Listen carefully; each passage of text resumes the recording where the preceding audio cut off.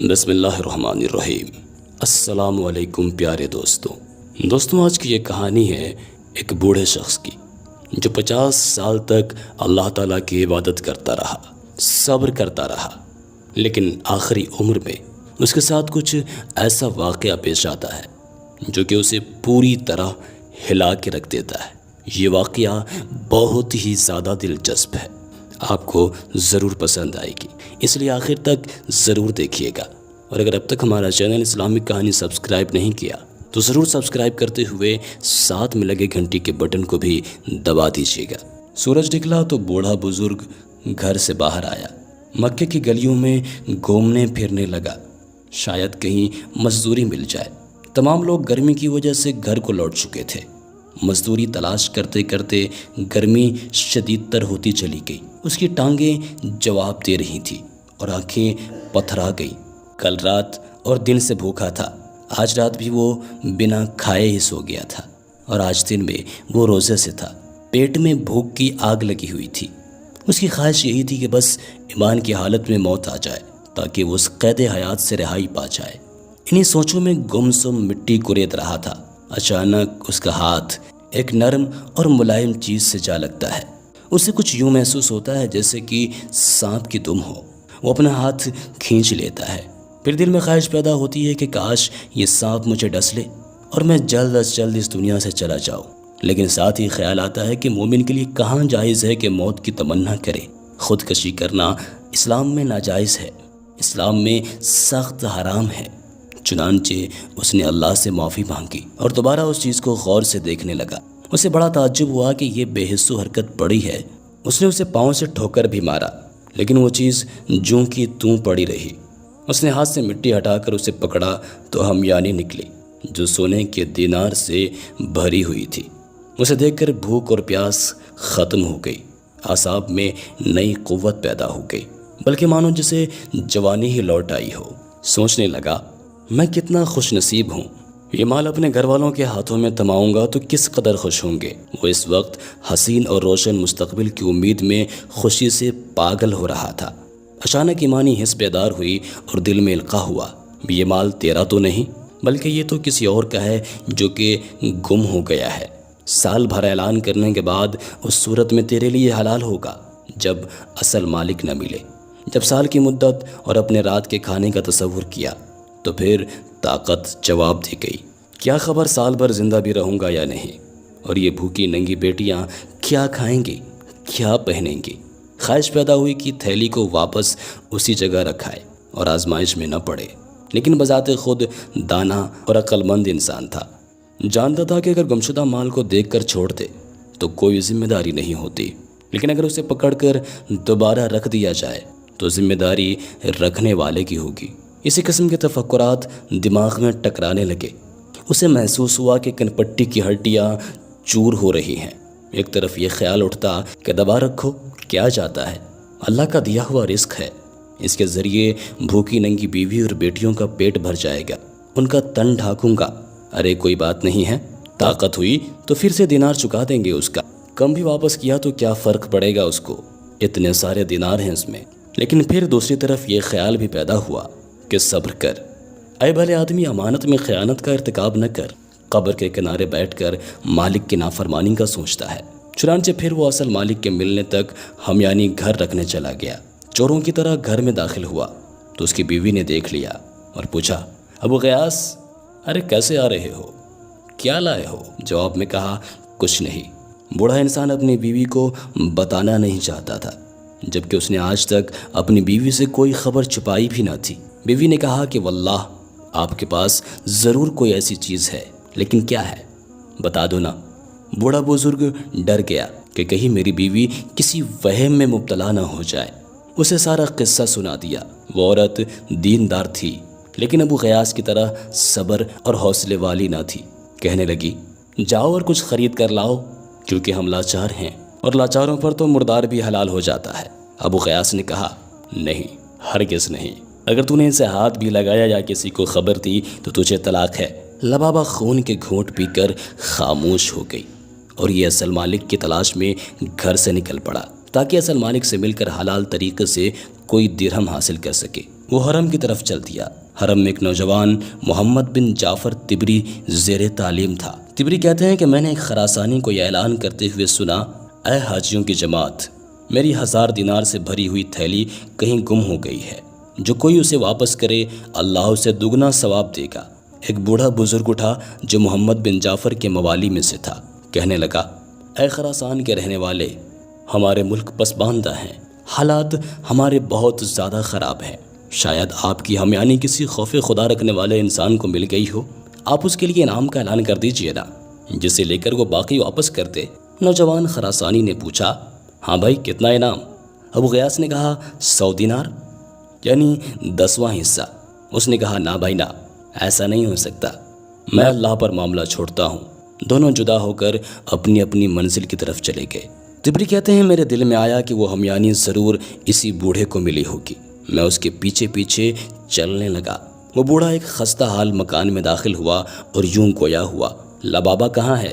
لبابا نے کہا حاضر ہوں ابو غیاث۔ بوڑھے نے کہا میں نے ایک شخص کو اس کی ہمیانی کی تلاش میں پھرتے ہوئے دیکھا ہے، میں نے اسے یہ بھی کہا ہے کہ تو اس کے واپس کرنے والے کے لیے 100 دینار انعام کا اعلان کر دے، لیکن وہ نہیں مانتا۔ اب ہمیں کیا کرنا چاہیے؟ میرا تو ارادہ ہے کہ ہم یعنی اس کو واپس کر دیتے ہیں۔ لبابا نے کہا ابو غیاث، ہمیں تیرے ساتھ 50 سال فقر و فاقہ میں گزارنے پڑے، تیری 4 بیٹیاں ہیں، 2 بہنیں ہیں، ایک ساس اور 8ویں میں ہوں۔ ابو غیاث اللہ بڑا مہربان ہے، اس کی شان اس امر سے بلند ہے کہ ایسے آدمی کو عذاب کرے جو ان کا واحد کفیل ہو۔ تو نے نہ تو چوری کی ہے نہ کہیں ڈاکہ ڈالا ہے، یہ مال تو اللہ تعالیٰ نے تیرے سامنے رکھا ہے، تو اسے کیوں ٹھکرا رہا ہے؟ کیا اللہ تجھ سے ان عورتوں کے متعلق سوال نہ کرے گا؟ تبری کہتے ہیں کہ میں نے بوڑھے کے چہرے کو بغور دیکھا، معلوم ہوا کہ اس کا دل ان بھوکی ننگی بیٹیوں اور مسکین ام لبابا پر آنسو بہا رہا ہے، کیونکہ فاقوں کی بدولت ان کا چمڑا ہڈیوں پر خشک ہو رہا تھا۔ وہ دیمک خوردہ لکڑی کی طرح کھوکھلے بدن میں سانسیں لے رہی تھی۔ اس کے دل میں آیا کہ کچھ دینار خرچ کر لوں، لیکن فوراً یاد آیا کہ 50 سال صبر سے گزار دیے، اور آج جب کہ ٹانگیں قبر میں لٹکی ہوئی ہیں تو 50 سال کے صبر کو ایک دن کی لذت پر کیوں قربان کروں؟ اور پھر اللہ تعالیٰ میرے اہل و عیال پر رحم کرے گا۔ دل کو حوصلہ دے کر بولا میں ایسا نہیں کروں گا، 86 سال بعد اپنی لاش کو قبر میں نہیں جلاؤں گا۔ تبری کہتے ہیں کہ اس کے بعد میاں بیوی خاموش ہو گئے اور میں واپس چلا گیا۔ مغرب کی اذان ہوئی تو بوڑھا بزرگ دن بھر کے کمائے چند ٹکڑوں پہ اہل و عیال سمیت افطار کرنے بیٹھ گیا۔ باقی لوگ انواع و اقسام کے عمدہ کھانوں سے مزے لے رہے تھے، اور انہیں اس بات کا احساس بھی نہیں تھا کہ رمضان المبارک جو کہ قربانی اور سخاوت کا مہینہ ہے، اللہ نے بھوکا پیاسا رکھنے کے لیے روزے فرض نہیں کیے تھے، بلکہ اس لیے کہ مسلمان وقتی اور اختیاری بھوک کے ذریعے محسوس کریں کہ دنیا میں ایسے لوگ بھی ہیں جو بھوک پر مجبور ہیں۔ ان کی حالت پر غور کر کے اپنے اوپر اللہ کی بے پایاں احسان یاد کریں۔ جو لوگ عمدہ کھانوں سے پیٹ بھر کر مست ہو جاتے ہیں، ان کے ہمسائے بھوک سے سیدھے کھڑے بھی نہ ہو سکیں، تو ایسے لوگوں کا ایمان کیسا، ایسے لوگوں کا روزہ کیسا؟ بوڑھا بزرگ یہی سوچتا رہا اور مسلمانوں کی حالت پر کڑھتا رہا۔ پھر کہتا اللہ تعالیٰ ہی نیکی کا الہام کرنے والا اور روزی تقسیم کرنے والا ہے۔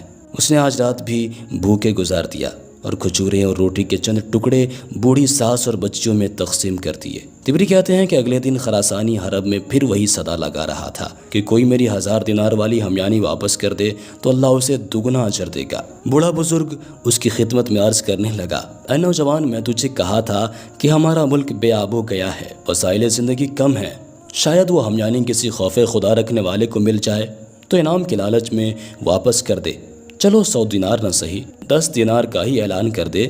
اس نے کہا ہرگز نہیں، بلکہ میرا اور ہمیانی کا معاملہ اللہ کی سپرد ہے۔ اس کے بعد دونوں جدا ہو گئے۔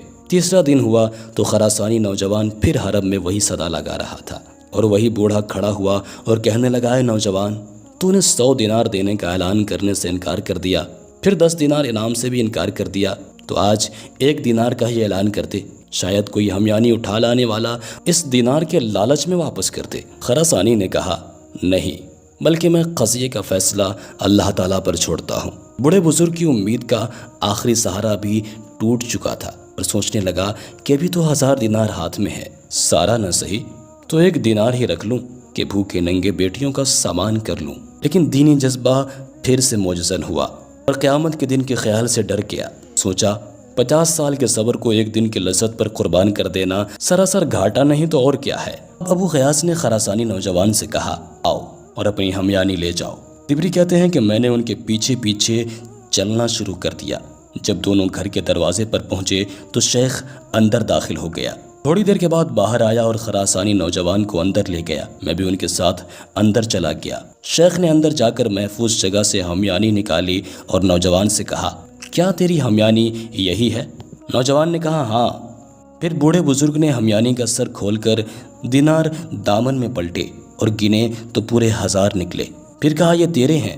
لبابا اور اس کی بیٹیاں یہ منظر دروازے کے سوراخ سے دیکھ رہی تھی، جیسے بھوکا دیکھ کی طرف دیکھتا ہے۔ خراسانی نے دیناروں والی تھیلی کندھے پر رکھ لی اور اس کے اوپر چادر اوڑھ کر چل دیا۔ لبابا نے یہ منظر دیکھا تو یوں چکرائی جیسے کسی عورت کا اکلوتا بیٹا گم ہو گیا ہو۔